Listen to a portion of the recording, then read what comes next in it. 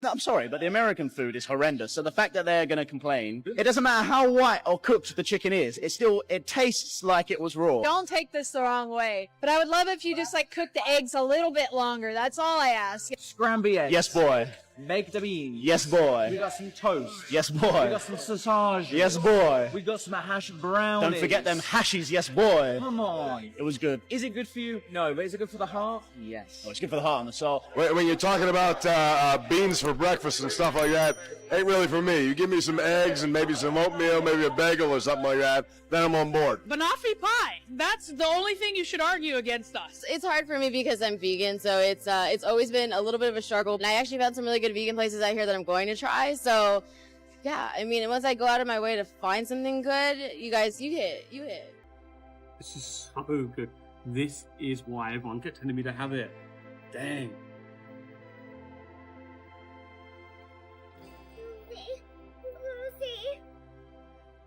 Okay, it's time. I am trying for the first time ever, and I'm a little bit nervous. Biscuits and gravy. This is not what we call gravy in the UK. This is very different. I've also got this. Grits, it's called. I don't know. This has been years in the making. Me talking about this, reacting to it, and now I'm here. And of course, I have the southern sweet tea. So, we call this bread in the UK.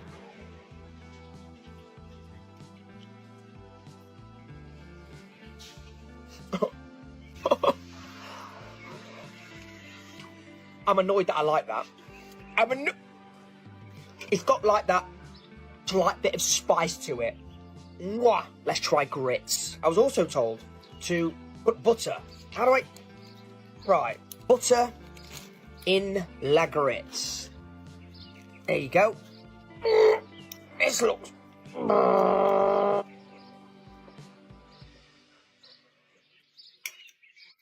It's like porridge.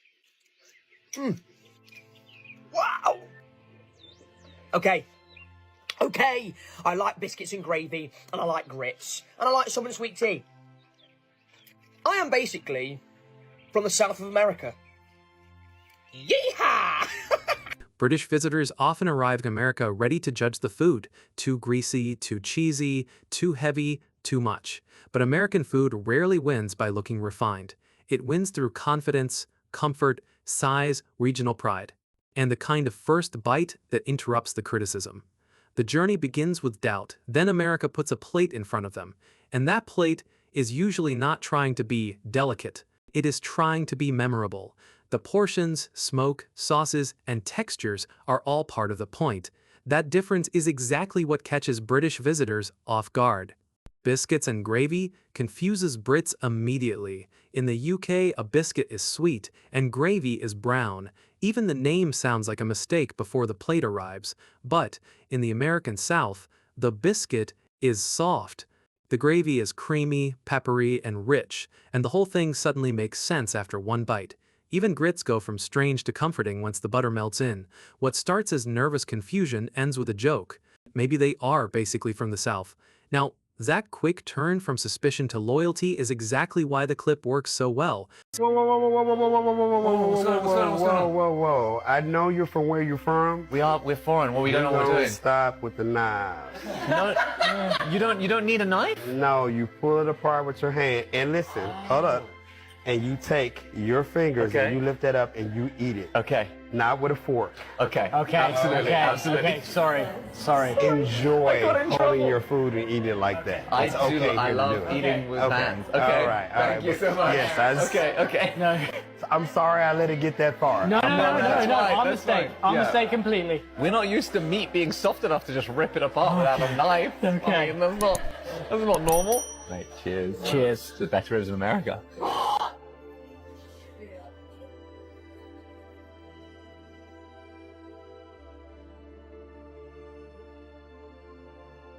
My God.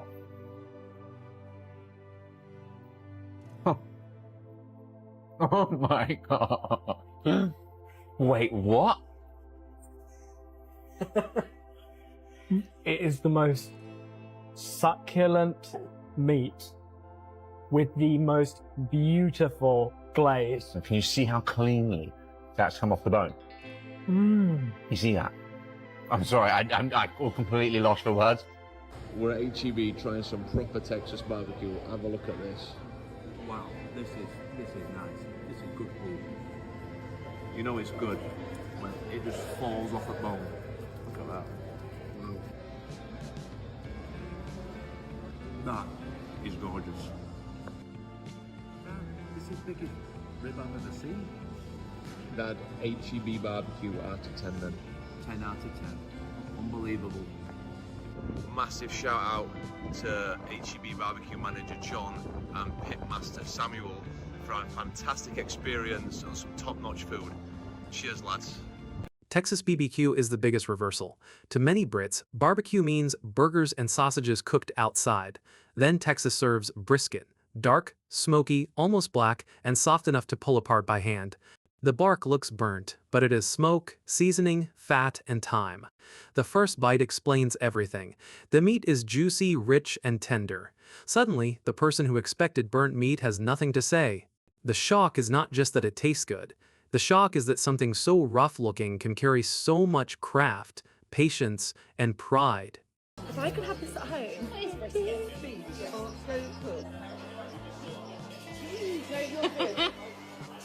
oh yeah. It's like a chorizo. I'm in heaven. Oh.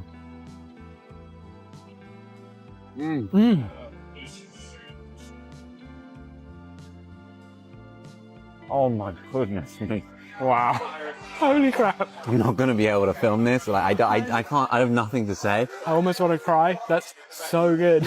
Oh my gosh. Oh my gosh. Oh my gosh. The bark on that is so full of What's flavor. the bark?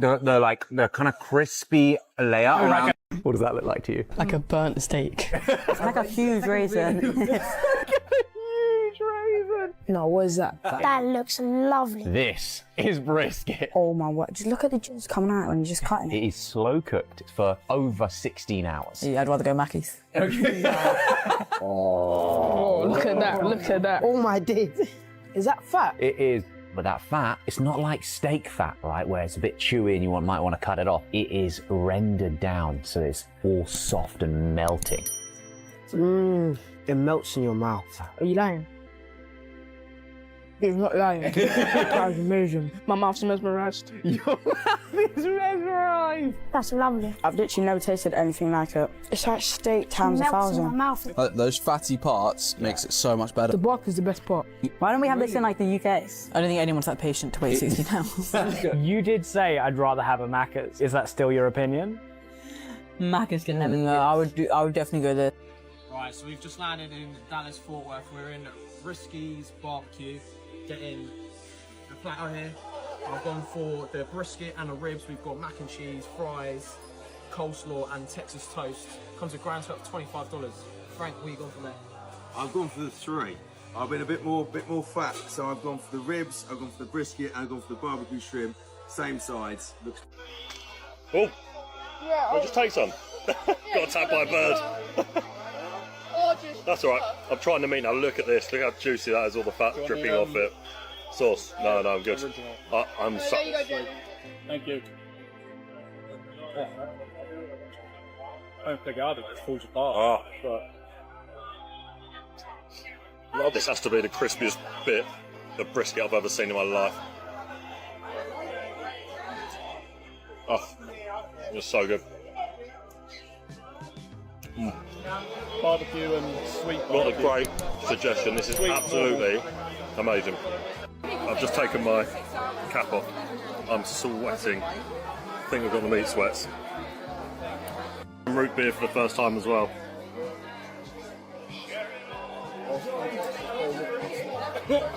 Oh, don't like that.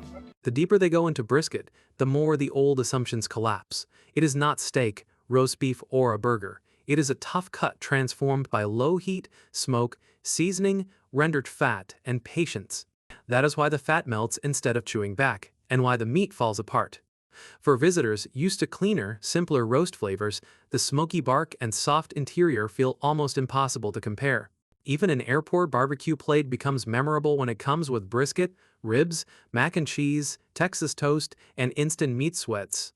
This is the world's most famous lobster roll. Red's Eats is one of the most iconic eateries in America, and they make a world-famous lobster roll. I visit Maine every year with my fam, and this year I finally crossed Red's off my list. The wait was everything I heard it would be, 2 hours, so a little bit of ice cream and stretching helped a bit. My fam really loves eating lobster, so we get amped up to visit Maine every year, and when we finally got our name called, the lobster rolls came fast. You can see how big these portions are. This is definitely a purist lobster roll, which just comes with a heaping amount of lobster, butter, and a toasted bun. The butter they use here is my favorite butter, Kate's butter. And honestly, lobster and butter is an undefeated combination. The lobster here was quite good, and the market price of Maine lobster rolls while we visited this year was $36.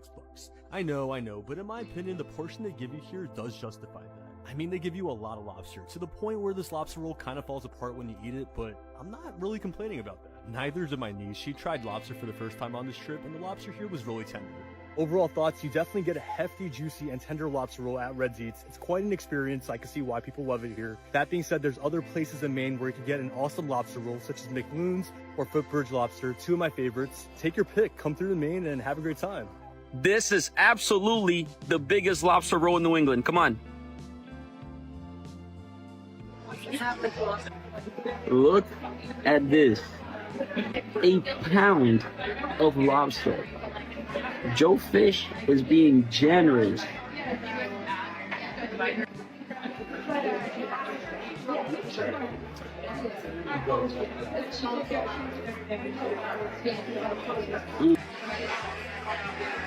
Look at the amount of lobster. That's like a whole cloth.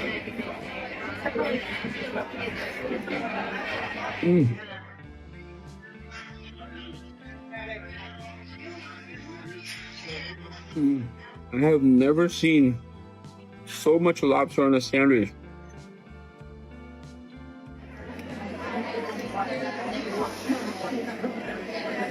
Big bite.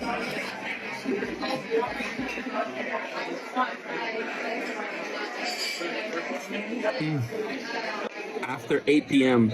We're in Warren trying what some of you said is the best lobster roll in Rhode Island. We're at Blount Clam Shack. It's a beautiful place. I just pulled up. They have a huge line. It is Friday night at rush hour. Might have not been the best time to come here. I got it in warm and cold. Personally, I'm more of a warm guy, but we're gonna try them both. Start off with the warm. Got the jumbo roll. It's $38. They use a half pound of lobster meat. They marinate it in a container full of butter for a few minutes until it's completely soaked. This is a lot of meat. It catches mitt. Look at you scooping that I up. don't exactly know how to hold this. It has a nice soft bun. It is loaded. The meat is very fresh. The bun is almost splitting in half at the bottom. It's a really good lobster roll. I don't think it's the best lobster roll I ever had, but it is very good. They got the cold lobster roll too, because we're gonna give both a shot. Then comes the lobster roll, proof that American food is not only fried, cloud, or covered in sauce. Sometimes it is just a toasted bun, butter, lemon, and an unreasonable amount of lobster. That is the bigger lesson. American food is regional. Southern biscuits and gravy, Texas brisket, and New England lobster rolls all tell different stories. One dish is comfort, one is patience, one is coastal luxury served casually. They may look strange, oversized, or excessive at first, but the first bite changes the criticism. British visitors arrive expecting American food to be simple, heavy, and easy to mock. Instead, they find regional dishes with identity, history, and real emotional pull. America does not always explain its food politely, it just serves it hot, messy, generous, and unforgettable. Subscribe for more stories from the World Cup that the headlines completely missed. In America, we get asked quite a lot why we decided to leave the UK and why we chose America. Hi, if you're new here, my name's Courtney, and me and my husband moved us and our 2 children from England to America about 6 months ago, and we settled in Kansas.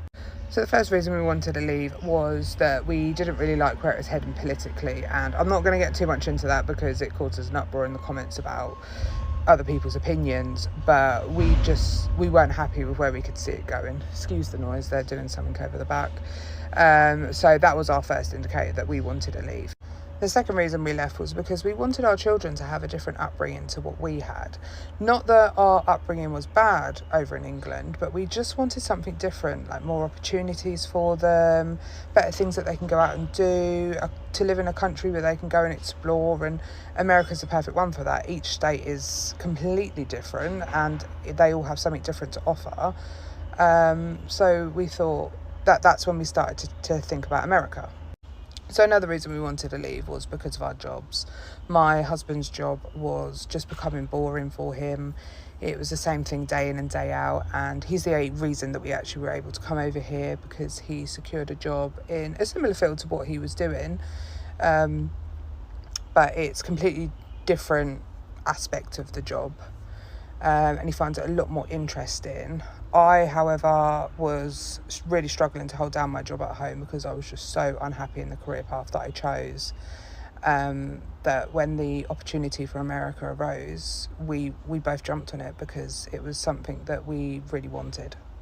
So my job was working in a childcare setting with children under 5, and I found that I used all my patience up at work. So when I came home to my children, who were also both under 5, I had no patience left, and I was just like avoiding them, cooking dinner. My husband would do bedtime, whereas now that we live over here, I actually get to cherish every moment that I have with them and have the patience to deal with them as well. And it's just a better way of life over here, we think. For some Europeans, America was not just a holiday. It became a reset. A British family moving to Kansas may not sound like the postcard American dream, but that is the point. America's appeal is not only in New York or Los Angeles. It is in the chance to choose a different pace, a different job, and a different future. To outsiders, the country can feel like a giant map of second chances. One state offers space. Another offers beaches. Another offers career change. For people coming from smaller countries, that level of choice can feel almost unreal. Americans do things with a level of confidence that Brits reserve for absolutely nothing. Restaurants, I feel like this is done more in the US. If things aren't up to scratch, you best believe that Americans will be sending that food back. And you know what? I'm with them. I am so with them. It costs so much money to go out and eat nowadays that why should we expect anything less than what we've asked for? So if they get the order wrong, if the steak isn't cooked to the right temperature, are calm about it, they're respectful about it, but they will just say, look, I'm not happy with the food, can you send it back? And the customer service here is just like, absolutely, what can I do to help? How can I correct the situation? And I now have got into the habit of doing that if I'm not happy with something. Whereas back home, I think we received the wrong meal, we eat half of it, we apologise to the waiter for being confusing that we ate half, or we probably lie and say, when the waiter comes home and says like, oh, how was it? I hope you enjoyed everything. You'll probably be like, yeah, it was lovely. I'm just so full, you know. Or at the end of the meal, when you're done, you'll probably be like, sorry, but I think I did order the salmon, but I did receive the chicken. I just wanted to let you know. Coffee orders. It'll be like, can I have a quad oat half sweet extra with cold foam on top with a sprinkle of cinnamon? Can you make sure that it's not too cold but not too hot? Like, I have seen it all. I've been with some of my friends and like the way they're ordering, I'm like, it's a whole operation. I now do this, so I'm not judging. UK, it's very much like you'd only order what you can see on the menu. I'm sorry, I know it's not in the menu, but like, do you have tea? Like coffee, they'll just be like, can I have an Americano with cold milk? Complimenting strangers. Love your outfit, I love your hair, like so many compliments. Oh, I love your accent. In the UK, people will probably have the exact same thought as that. They'll never say it. They'll love someone's coat and they won't ever say it. And then 14 years later, they'll talk about this coat that this person wore and how much they loved it. It's like, where's this come from? Why didn't you tell me at the time? I was just watching a post of a fellow Brit living in America, and he was talking about how he's noticed the difference in children and how they are typically more confident in America than they are in England. And it made me think, because I think literally every single other Brit I follow on here who lives in America, one thing that all of them will say is that people in general, not just kids, but adults, kids, but people in general are more confident here than they are in England. From a young age in England, we can typically be told to not show off, don't brag, be humble, don't toot your own horn. It can be seen as arrogant to talk about your achievements, or if you have a pay raise or an idea that you have that may go against the grain. Whereas in America, I think it's celebrated to talk about yourself in such a positive light. If you have an achievement, a stranger would celebrate with you. When you have positive motivation, this can help you with your confidence. This just isn't something that we're used to in England. I won't lie, when I first moved to America and people were this way with me, I kind of saw it as fake or not being genuine, but it really isn't. American people just love celebrating other people's wins and bigging each other up.